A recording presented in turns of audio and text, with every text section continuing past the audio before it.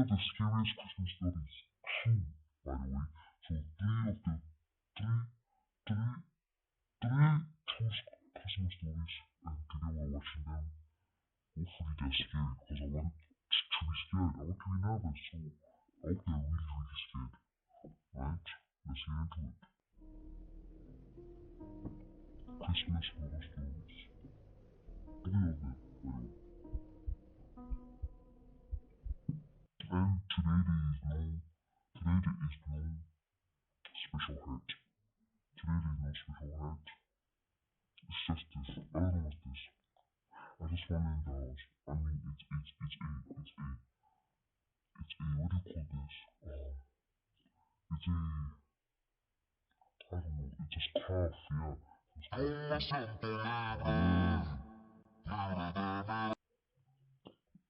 To the home scene. Sorry. So let's get into it. But first,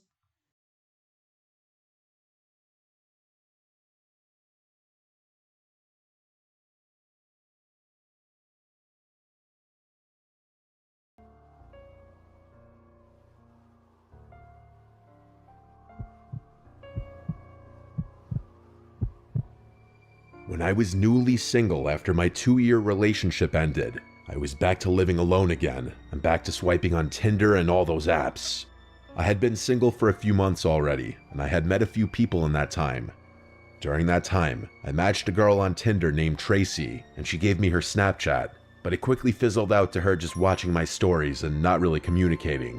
That kinda used to happen all the time when I was in college. But now being in my late 20s using Tinder and just being reminded of how immature all this online dating stuff is, it feels a lot different at this age. I own a corner townhome in a little community. If you're wondering what I do, I'm an accountant. Good money, but miserably boring. After my ex moved out, I thought I would be ready for the privacy.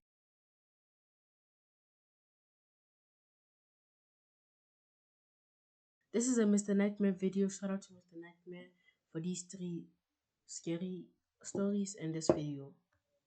And peace and quiet, but I'd say after the first month, the novelty of that wore off.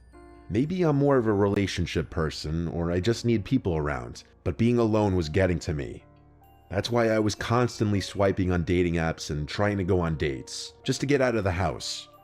This was last December. I posted something on my Snap story that had to do with Christmas, and guess who commented on my story? It was that Tracy girl who I hadn't spoken to in weeks. She struck up a conversation about us doing some Christmas-themed stuff together, and from there we started chatting for a bit. I suggested the most festive things I could think of, ice skating, going to the village, and looking at the decorations, but she suggested we decorate my Christmas tree. Firstly, I did have a fake tree, but it was up in the attic, so I told her I didn't have it up yet because it's kind of a two-person job getting it out of the attic. She said she'd gladly come over and help, so I figured why not. I told her to come over around 9 that night. It was already dark at that point when we made the plan. It was likely like 7:30 because I remember hurriedly grabbing my keys and rushing to drive to the liquor store to buy a couple bottles of wine. When I got back to the house, I vacuumed and swept the floors. Ever since my breakup, the things my girlfriend would do to clean the place were left to me, and I realized how quickly a place can get dirty. 9 p.m. rolled around, and I was low-key sitting upright on the couch with the TV on, pretending like I was just chilling in the living room watching a movie already. Meanwhile, I had set everything up to be cozy and relaxing. But I sat there for a while, waiting on her to message me or for the doorbell. I sent a follow-up saying, "Let me know when you're on your way," and I eventually started to think she was flaking, until finally, around 9:30, when she said she's outside. She came inside, and I was shocked to find that I was looking up at her. She was a couple inches taller than me. I'm 5'10", so she had to be at least 6 feet tall. I also immediately picked up on the fact that she smelled like she was drenched in perfume. We went straight to the couch and sat down, and she sat really, really close to me, like our legs were touching. This is where I started to get confused in how exactly I was feeling. She looked a bit older, maybe a little rougher, I'm not sure how to explain it. And underneath that overpowering smell of cheap-smelling perfume, I couldn't help but feel like there was a slight hint of body odor, which completely turned me off. I asked her if she wanted wine, and she said yes please. So I went and poured a couple glasses as we talked. Have you ever met someone for the first time that you'd been texting or DMing for a while, and when you finally meet, they just end up being nothing like you pictured in your... Right, Mr. Nightmare, can you please have some action? Can you please have some scary things going on? Like, it's just, I want to get, like, can we please have something scary? This is like just a story. Alright, let me just watch. Maybe it will get me interesting. Oh my gosh.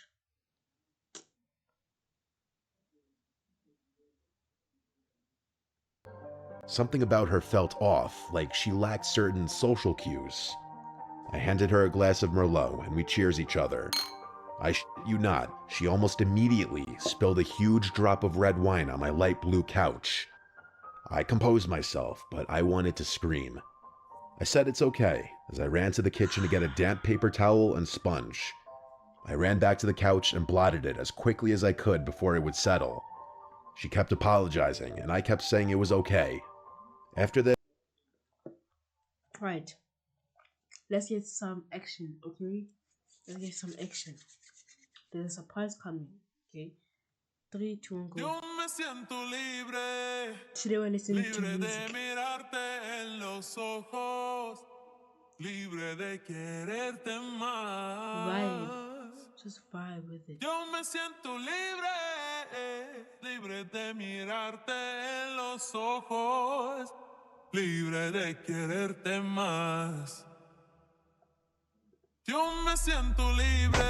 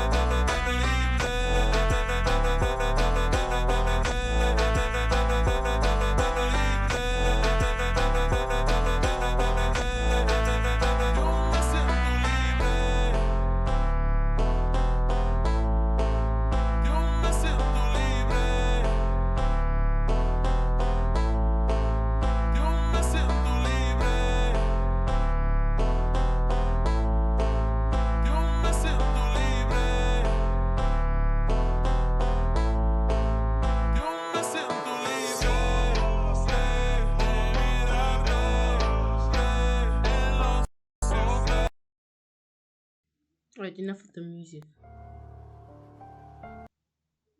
At her.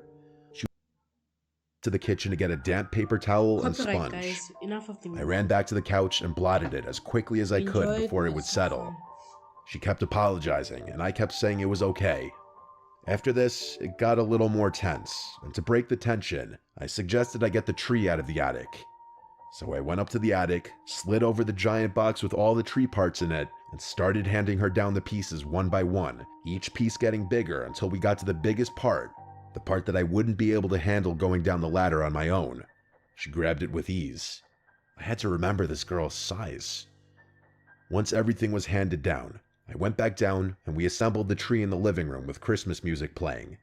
I poured her more wine and I drank more myself. I loosened up a bit more. Wine makes any situation feel better. Once we had the tree set up, next was the ornaments. I told her my ornaments were all in the crawl space. These ornaments were all from my childhood. My parents gave me bins and bins of Christmas decorations. So I went down to the crawl space and one by one started taking out the bins, while I left Tracy in the living room to relax. As I was doing all of this, I started feeling woozy, like the wine was getting to my head. I've never been a heavy drinker, so I do have a low tolerance, but I felt like I hadn't drank that much to feel this way. I grabbed the first bin and started lugging it up the stairs. By the time I got to the top, Tracy wasn't anywhere in sight. I assumed she was in the bathroom at first and called her name. I looked around each Tracy! room and then saw that the bathroom was empty. Where are you, Tracy? Wait, Tracy is not here? Where? I scratched my head in confusion as I kept calling her name. Huh? I went to message her on is Snap, Tracy? but she never opened the Snap. I checked the 2 bedrooms too, but she was gone. I couldn't believe this. She snuck out on me. This was when I started wondering if she thought I was ugly or weird or something, even though truthfully, I wasn't even really into her either. Is this clickbait? Like, am I being clickbaited or what is the scary part?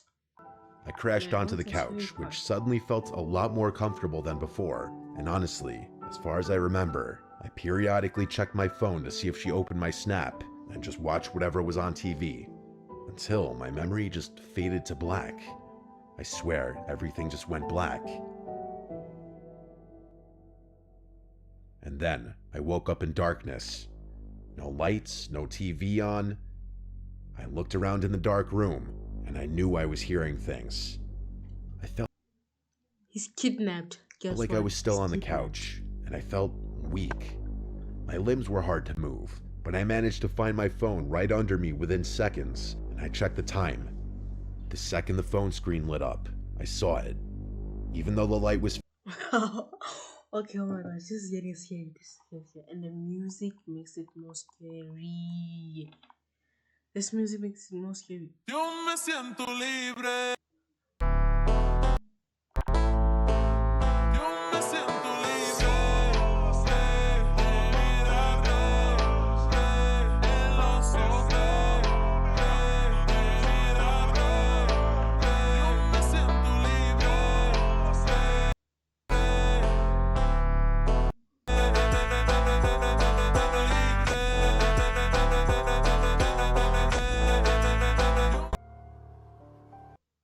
smoke alarm.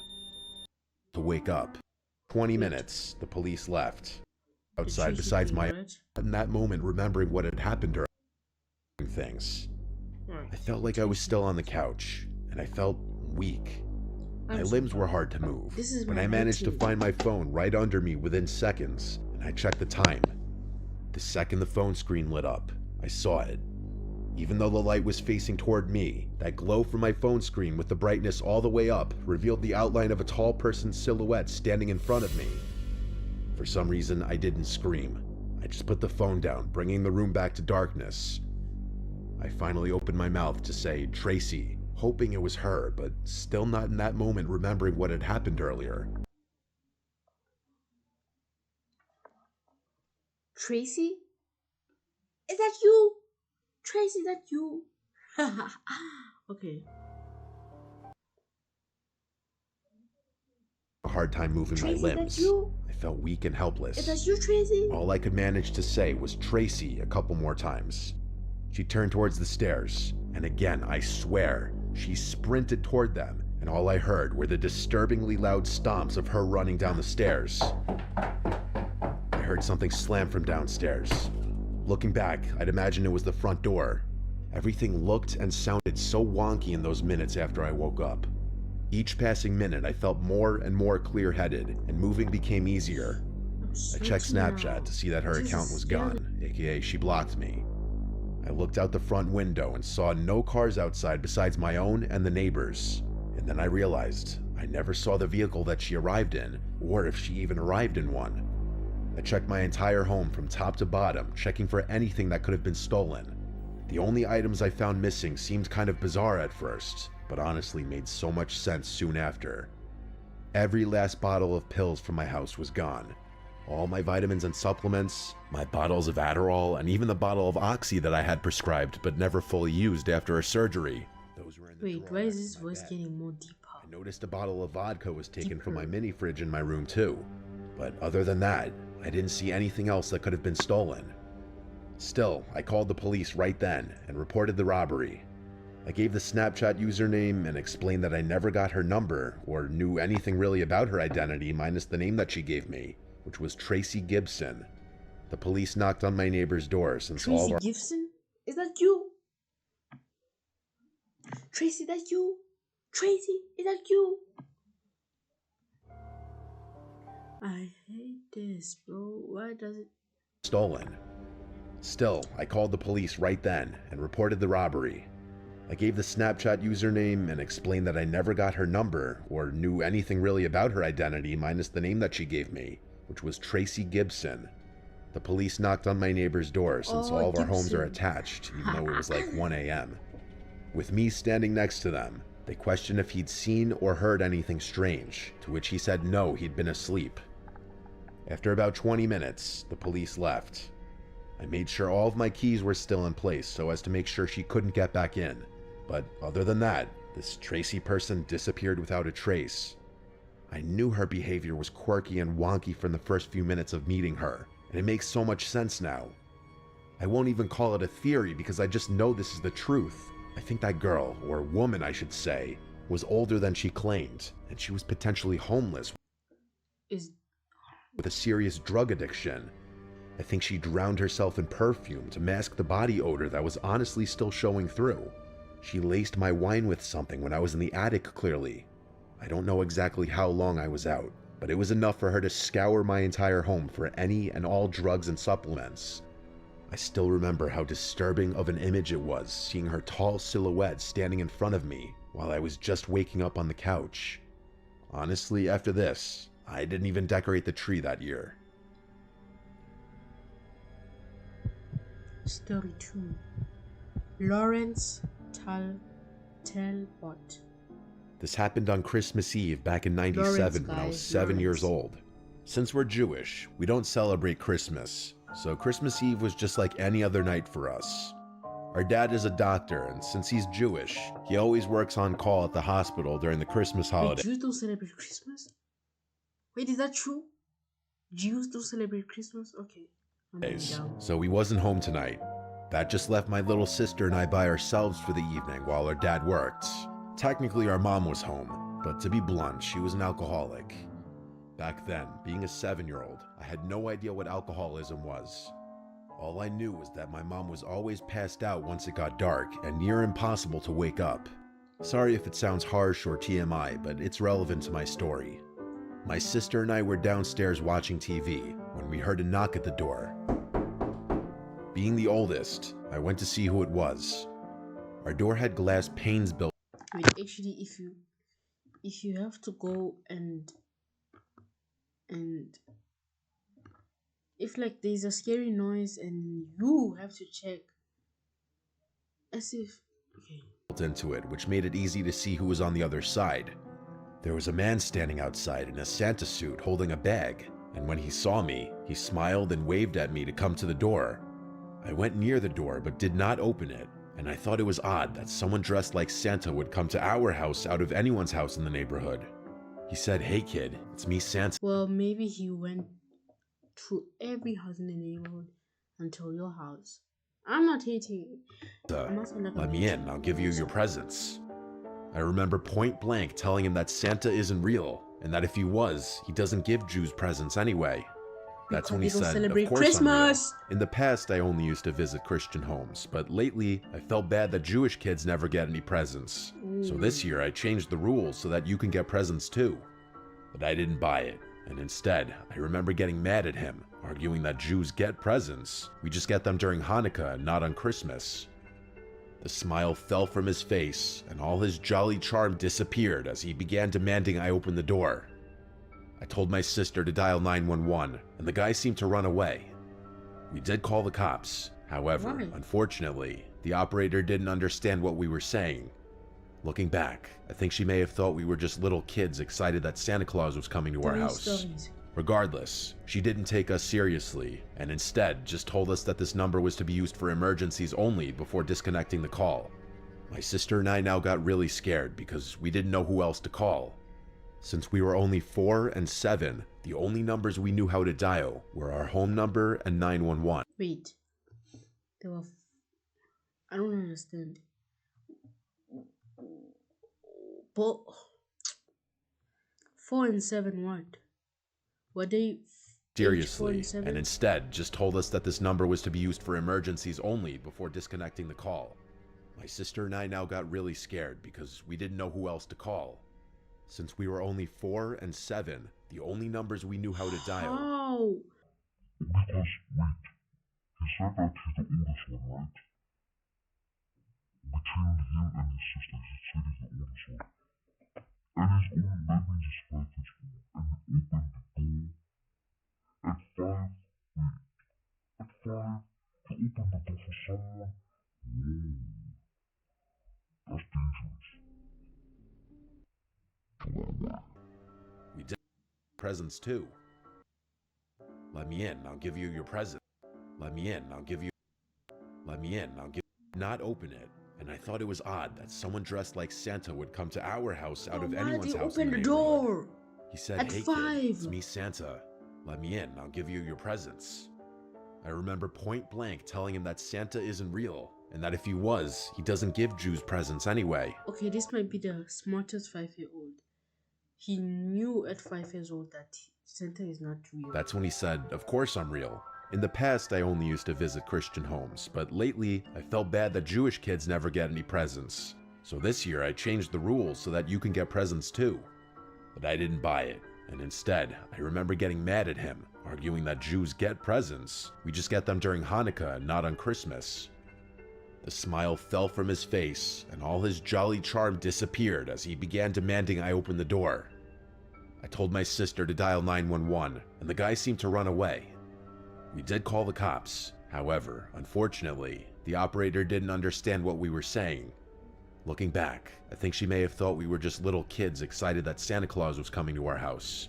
Regardless, she didn't take us seriously, and instead just told us that this number was to be used for emergencies only before disconnecting the call. My sister and I now got really scared because we didn't know who else to call. Since we were only 4 and 7, the only numbers we knew how to dial were our home number and 911. And since this is the 90s, my dad didn't have a cell phone yet, and I had no idea what the hospital number was to reach him there. And with our mom impossible 4 and 7. Oh, okay. for us to wake up, we were essentially on our own. We hoped the man wouldn't come back, but a few minutes later, he was knocking on the came door back. again. He said he knew the cops weren't knew coming you'd come and to back. go ahead and I let him knew. in or we'd be in big trouble. My sister started crying and ran upstairs trying to wake my mom. Not knowing what else to do, I did the one thing that made sense to my 7-year-old brain. I grabbed a bunch of candles we keep for our menorah and lit them all, then ran below where the smoke detector was. I blew out all the candles quickly before tossing them all up to the smoke detector. Thankfully, they gave off enough smoke to set off the smoke alarm. As an adult, I realized how stupid this was, and fortunately, I did not accidentally set the house on fire. But at that time, all I knew was that the smoke alarm would instantly call 911 for me and send help to our home. Wait, for real? It does that? It calls 911 to your home when this. But what does 911, the police, have to do with fire? It has to be firefighters. There was a fire department not even 2 minutes from our house, so they got here pretty fast. But My you said sister came 911. downstairs, scared of the fire alarm, but I told her there was no fire and to not go outside, but instead wait inside with me. To my amazement, the guy still did not leave. Instead, the bastard ran to the firefighters, presumably telling them that he was glad they The bastard. showed up. I remember that he claimed he was my dad, and that he dressed up like Santa Claus for Christmas Eve to surprise us. He explained that his suit didn't have any pockets to hold his keys, and that with the door locked, he couldn't get the door open to save us from the fire, so he begged the firefighters to break down the door. And surprisingly, the firefighters seemed to believe him.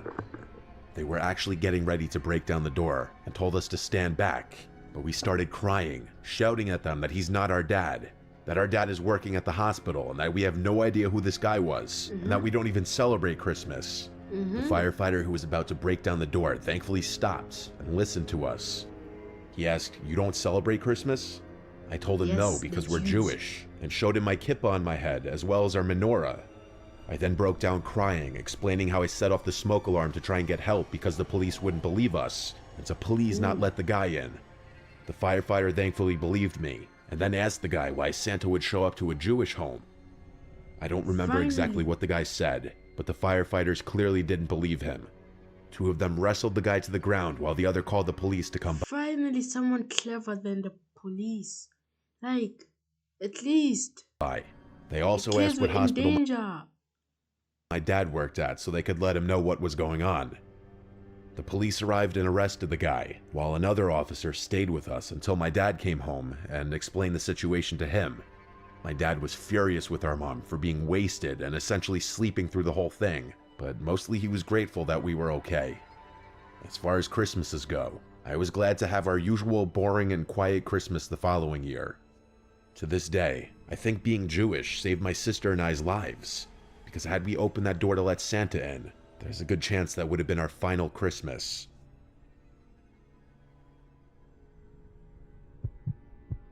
But you don't celebrate Christmas because it's not worth it. Story It was 3. December 2022. My girlfriend Charlotte and I were driving to the Pocono Mountains. We had rented a super cozy looking Airbnb decked out with Christmas decorations, and it was nicely located with a nice view, big property, and not far from a cute little village. To make things even more festive feeling, there was a snowstorm coming that night, so we set out on the road a little earlier to allow us time to get groceries and everything set up in the Airbnb. From the city to the Poconos was about 4 hours. We made decent time. We stopped at a Family Dollar for some snacks and groceries, and then we went straight to the Airbnb. We turned towards the uphill gravel road through a clearing in the trees that led to the property. The house was surrounded by woods. It had a big deck with a hot tub on it, which was very appealing, especially the idea of sitting in it during a snowstorm. There were a bunch of Christmas decorations on the property, including some light-up reindeer, a big snowman, and big decorative candy canes lining the walkway to the front deck. We had to take a few trips to and from the car to bring everything inside. First impression, the place had a very comfy feeling as we expected from the pictures. It had a Christmas tree in one corner, stockings hung on the walls, and a bunch of smaller decorations scattered about. It had that very welcoming smell of wood that you'd expect in a country log cabin, though it was more so just a regular house. Then I realized why. There was a stack of logs next to a big fireplace in the living room. There were 3 bedrooms, though of course we only needed 1. We put our luggage and such in a second bedroom. I did the usual stuff like inspect the fridge, turn on the TV to see if there's cable or Netflix, and look out all the windows. There was an upstairs, but it was more of a loft with a pool table and a couple of couches. Then there was a basement. For the hell of it, I went down to check out the basement. It was fairly big relative to the size of the house. It felt disconnected from the Airbnb though. It wasn't furnished for hanging out in. It was dark and cold and felt more like a space to do laundry and a workspace. Then there was a knock at the front door. I hurried up to answer it, and there was a guy who looked to be in his late 40s. He was wearing gray sweatpants and a ripped up yellowish brown jacket. He smiled at me and said, "How are you folks doing?" I replied good and asked him if he was the Airbnb host.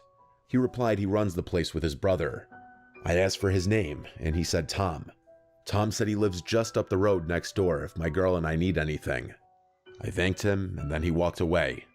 I found it interesting that he knew I was with my girlfriend. Charlotte didn't come to the door, but maybe his brother told him about us. I did have a conversation with Mike, the host, about it being my girlfriend and I wanting to do something festive. It was pitch black out and it was snowing. We cranked up the heat in the house and started preparing the dinner we bought, which was chicken thighs, broccoli, potatoes, and cornbread. It was pretty grab bag. We ate on the couch with the Christmas tree lights on in the corner, giving the room a nice comfy glow as we watched the Polar Express. It was the only good Christmas movie on any of the streaming platforms. If you can't tell, we really love Christmas. After the movie, and when we felt we had digested enough, we went outside to the deck to hop in the hot tub. I turned on all the decorations and Christmas lights in the front yard, and as we sat in the hot tub watching the snowfall, it felt like bliss, until the bubbles on the hot tub stopped and it went silent. We heard unmistakable footsteps from somewhere on the property. Charlotte and I looked at one another. I asked her if I should shout who's there, but she said no. The footsteps moved further and Yo, I would be so scared if I had footsteps. Yeah. further until they were no longer audible. I told Charlotte it was probably a deer, but deep down I knew those were the footsteps of a person. After the hot tub, we went to take a shower before bed. The hot water in the shower didn't last for more than maybe 2 minutes though. Something was wrong. When the water turned ice cold, we screamed and jumped out of the shower. I messaged Mike, the host, about it.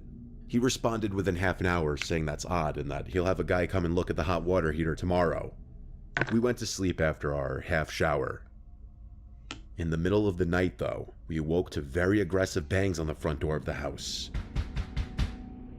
Charlotte was shaking me, terrified. I said I'm gonna check who it is, but she demanded I stay in the bed and don't make a sound. Honestly, I was glad she said that. No part of me wanted to know who was at the door in the middle of the night. I think there were 3 sets of really loud and angry sounding bangs before they stopped. We sat upright for a few minutes in silence, whispering to each other.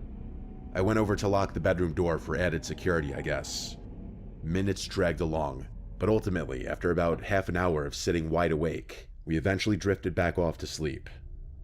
First thing in the morning, I messaged Mike again about the knocks at the door. He answered more quickly this time, seeming pretty confused like us.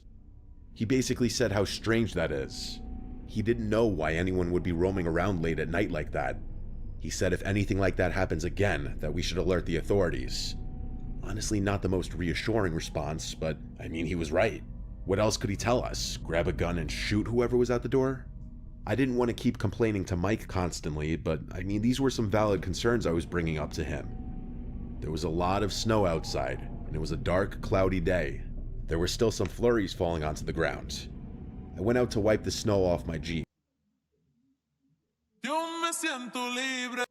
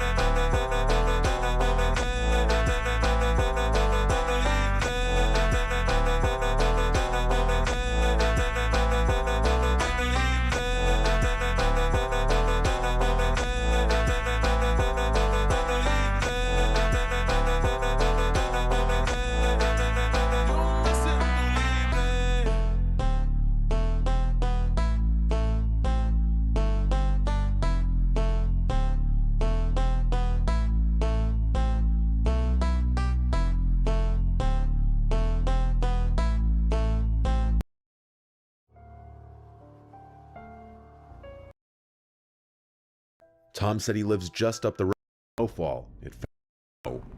The footsteps moved further and further until they were no longer audible. I'm wasting I told time. Charlotte it You was just say probably no. a deer, but deep That's so down, long. I knew those were the footsteps of a person.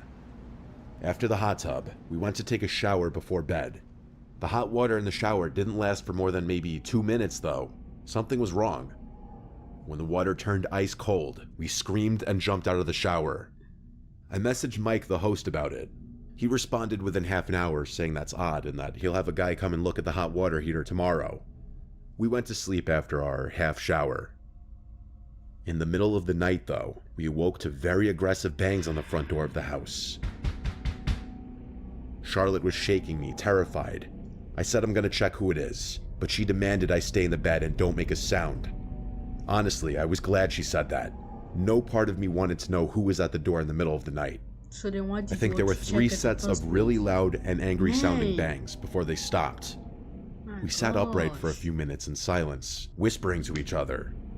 I went over to lock the bedroom door for added security, I guess. I'm just gonna like. Doing so, I noticed footsteps in the snow. They looped around the house. I remembered the knocks from the night before and wondered if it was from the same person, but these footprints looked fresh and it snowed.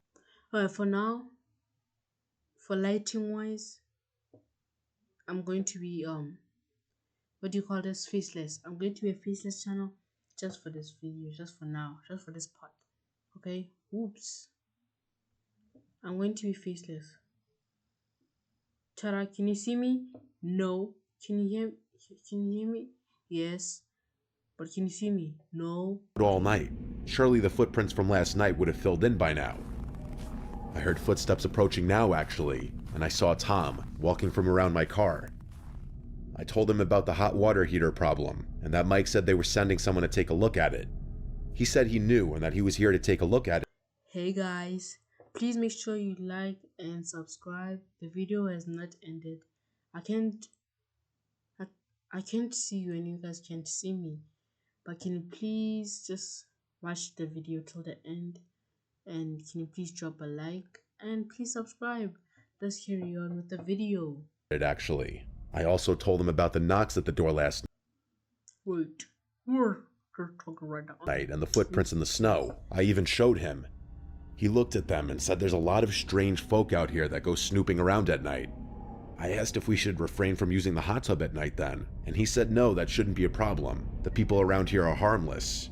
He went inside into the house and walked around for a bit. Guys, by the way, this is my Jeep. I sent him a photo of this Jeep. It's my Jeep. It's owned by me. Okay, I'm joking. Before walking down to the basement, he told me he'll have a look at the hot water heater. Tom seems like a weird dude, honestly. I messaged Mike saying, Should I start live streaming, like being live on Twitch? But I wouldn't even get views. Tom's here now checking out the water heater.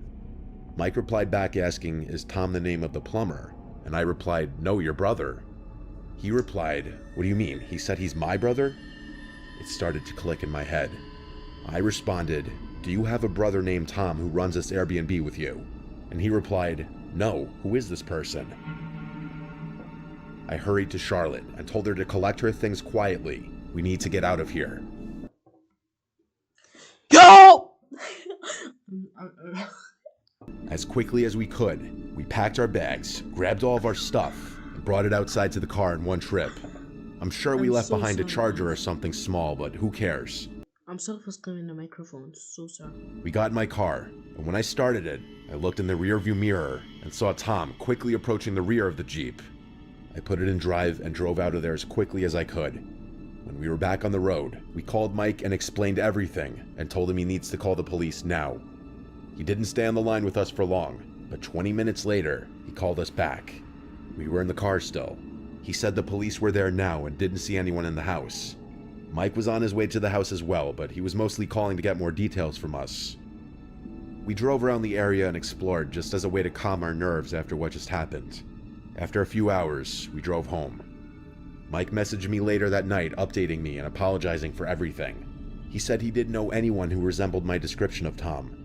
What disturbs me is that man was watching us the entire time, from the moment we arrived to when we were in the hot tub, and he was probably the one banging on the front door in the middle of the night.